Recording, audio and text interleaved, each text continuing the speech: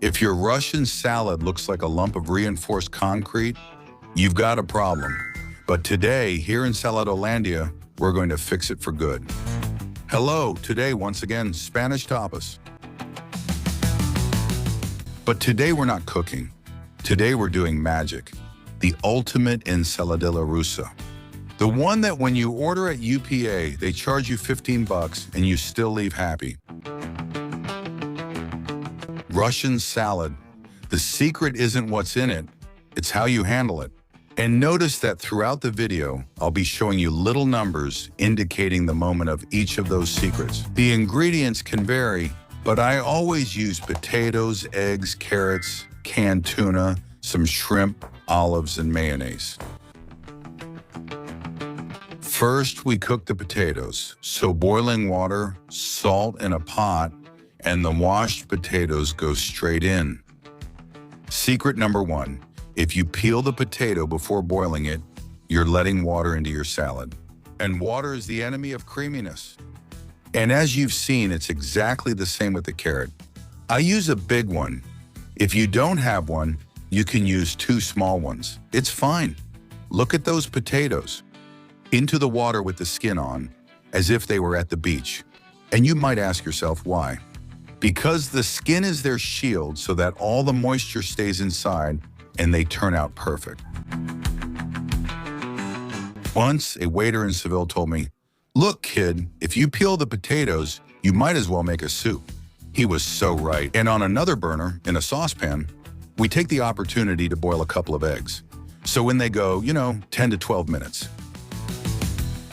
And we also take the opportunity to cook 100 grams of peeled shrimp, which will give your salad that special touch. Boiled eggs. If you have trouble peeling them, run them under cold water while they're still hot to avoid burning yourself.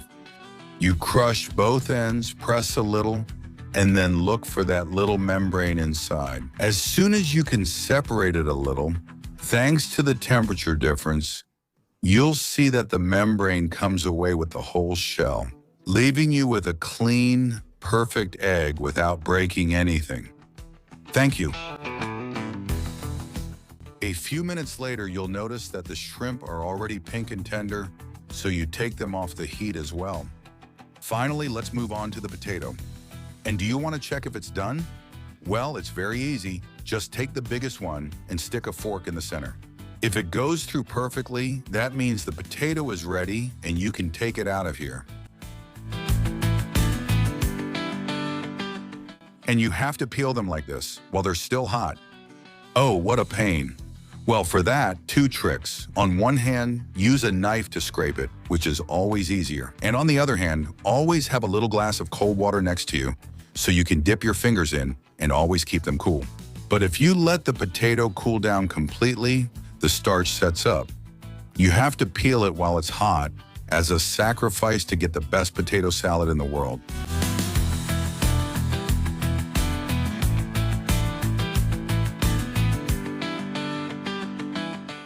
And with the carrot, it's exactly the same.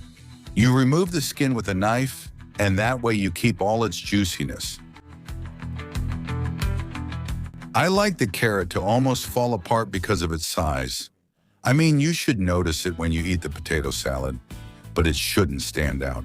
To do that, what I do is cut it into strips, and then I chop those strips into really, really small cubes. And if they're still a bit big, I chop them up a little more. But we don't cut the potato, we break it apart with a fork, okay? It's that easy. You break it into fairly small pieces. Yeah, no cutting the potatoes with a knife. We don't want perfect cuts. Fork. We want little pieces of potato to form, and also a bit of potato crumble. A kind of puree that'll give the whole dish something special, so everything turns out perfectly creamy.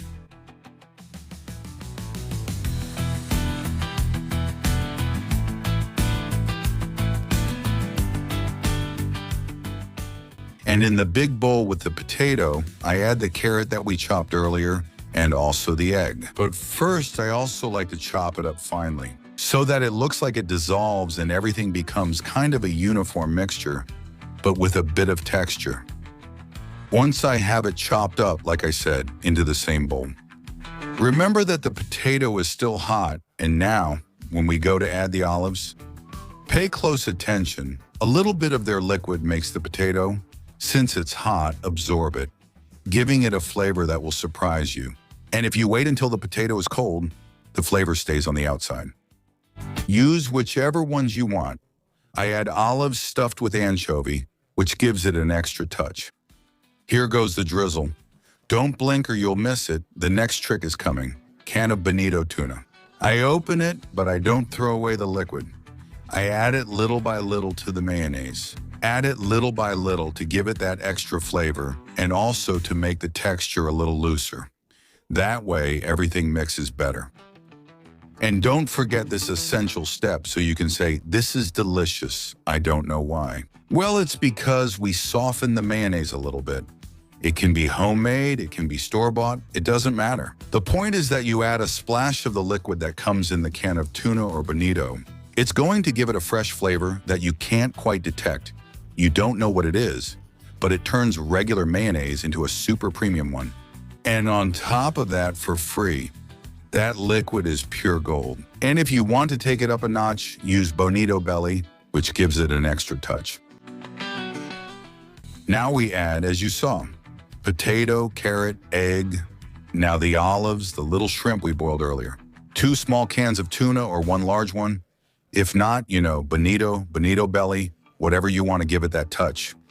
Tasty and also nice and cool. And there's the second can. Good. What do we have left? The magic that brings everything together, the mayonnaise we tweaked earlier. Since this already smells amazing, let me remind you that if you want more Secretos de Bar, subscribe to the channel, because I'll keep making delicious things here.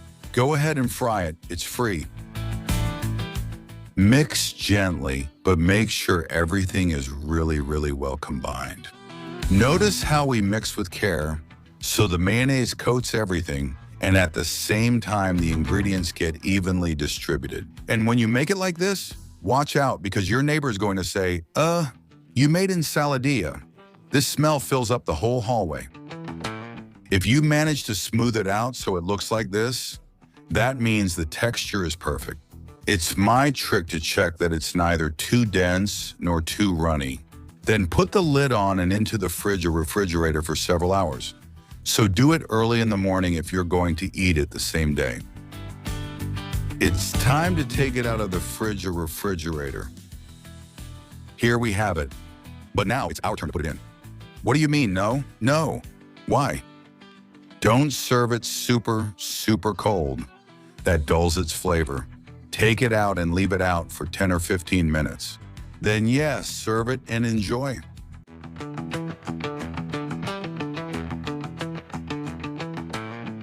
Careful, if you put this on a slice of freshly toasted crunchy bread, you're going to be amazed. Try it and then let me know.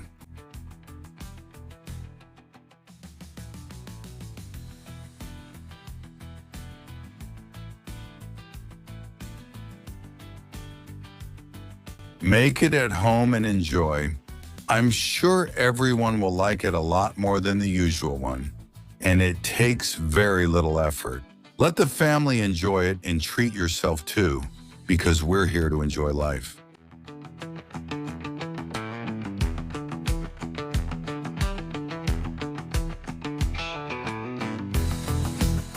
I'm going to serve the food because the little ones here are already getting restless. And you can keep watching the next video. Let's go!